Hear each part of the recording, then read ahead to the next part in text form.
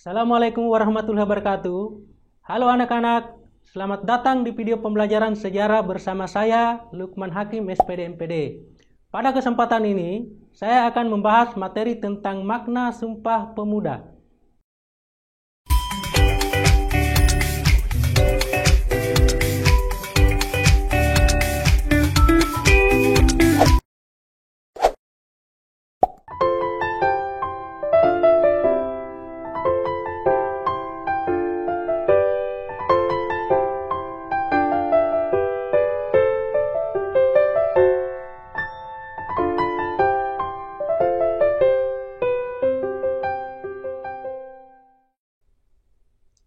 Apa itu Sumpah Pemuda? Sumpah Pemuda adalah peristiwa bersejarah di Indonesia sebagai bentuk upaya mempersatukan pemuda dan pemudi demi mewujudkan kemerdekaan Indonesia.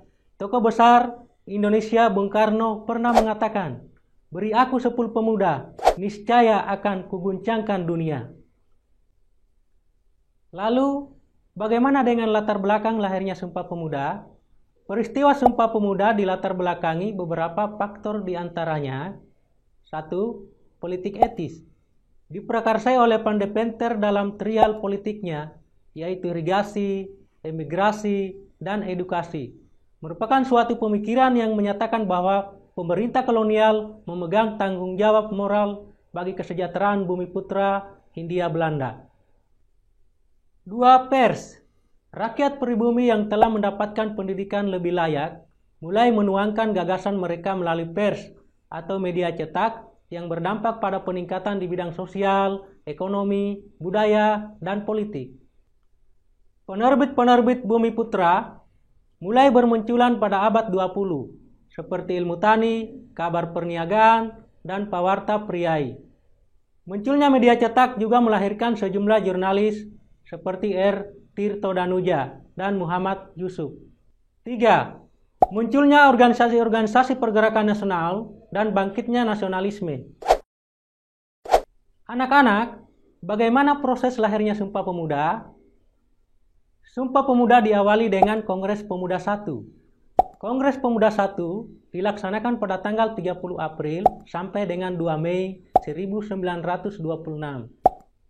Kongres ini bertujuan untuk membentuk suatu organisasi pemuda tunggal agar dapat mengukuhkan persatuan dan kesatuan bangsa.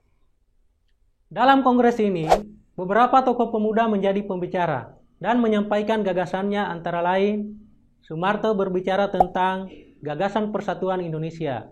Bahadur Johan berbicara tentang kedudukan wanita dalam masyarakat Indonesia. Nona Adam menyampaikan gagasannya tentang kedudukan kaum wanita. Jakso Dipuro berbicara tentang Rapak Lumuh. Paul Pinontoan berbicara tentang tugas agama di dalam pergerakan nasional. Muhammad Yamin berbicara tentang kemungkinan perkembangan bahasa-bahasa dan kesusastraan Indonesia di masa mendatang.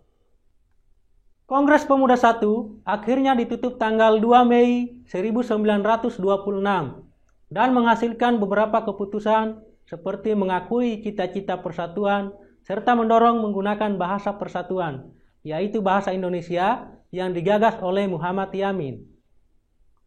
Setelah diadakan Kongres Pemuda I, 2 tahun kemudian diadakan lagi Kongres Pemuda II yang dilaksanakan pada tanggal 27 sampai dengan 28 Oktober 1928. Bermula dari rapat P3I, Perhimpunan Pelajar-Pelajar Indonesia, pada bulan Juni 1928 tentang pembentukan panitia Kongres. Rapat tersebut menghasilkan struktur panitia Kongres. Sugondo Jojo Puspito dipilih sebagai ketua Kongres. Joko Marsaid dari Jongjapa sebagai wakil ketua. Muhammad Yamin dari Jong Sumatera Nenbon sebagai sekretaris. Kongres yang mereka lakukan inilah yang kita kenal dengan Kongres Pemuda II. Pada Kongres Pemuda II, itulah pertama kalinya dikumandangkan lagu Indonesia Raya menggunakan biola ciptaan W.R. Supratman dan menetapkan bendera merah putih sebagai bendera pusaka Indonesia. Kongres Pemuda II merupakan puncak dari masa pergerakan nasional, sehingga 28 Oktober ditetapkan sebagai Hari Sumpah Pemuda. Selain menghasilkan Sumpah Pemuda, Kongres Pemuda II juga menetapkan bendera merah putih sebagai bendera Indonesia. Lalu, bagaimana dengan makna Sumpah Pemuda, terutama bagi pelajar masa kini? Kongres Pemuda Indonesia II ini melahirkan sebuah sumpah yang menunjukkan tentang eksistensi negara Indonesia pada saat itu. Bunyi yang terkandung pada Sumpah Pemuda mempunyai makna yang mendalam bagi pemuda dan pemudi dalam mencintai dan mengakui Indonesia sebagai tanah airnya. Sebetulnya, sebutan Sumpah Pemuda tidak dibahas dalam jalannya Kongres Pemuda II itu sendiri, tetapi diberikan setelah kongres tersebut selesai. Kehadiran Sumpah Pemuda merupakan titik awal sejarah kemerdekaan Indonesia itu sendiri. Sumpah Pemuda memberikan makna yang mendalam bagi para pelajar di Indonesia. Adapun makna Sumpah Pemuda bagi pelajar adalah sebagai berikut. 1. Memberikan penekanan untuk menghargai perjuangan Indonesia. 2. Memberikan semangat untuk berjuang. 3. Memberikan makna untuk mencintai Indonesia dengan segenap hati. 4. Memberikan penekanan untuk bangga menjadi bagian dari Indonesia. 5. Memberikan penekanan untuk mencintai dan bangga menggunakan bahasa Indonesia. Yang terakhir, mengajak untuk bersama-sama dalam menjaga keutuhan NKRI.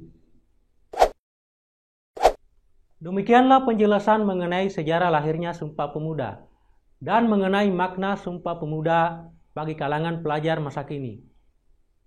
Alangkah baiknya jika pelajar memaknai Sumpah Pemuda dengan segenap hatinya, agar pelajar merasa bangga dan cinta terhadap bangsa Indonesia, bukan sebagai bangsa lain.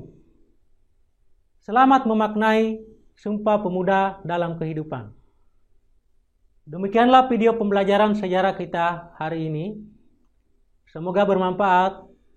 Sampai bertemu kembali pada materi sejarah selanjutnya. Wassalamualaikum warahmatullahi wabarakatuh.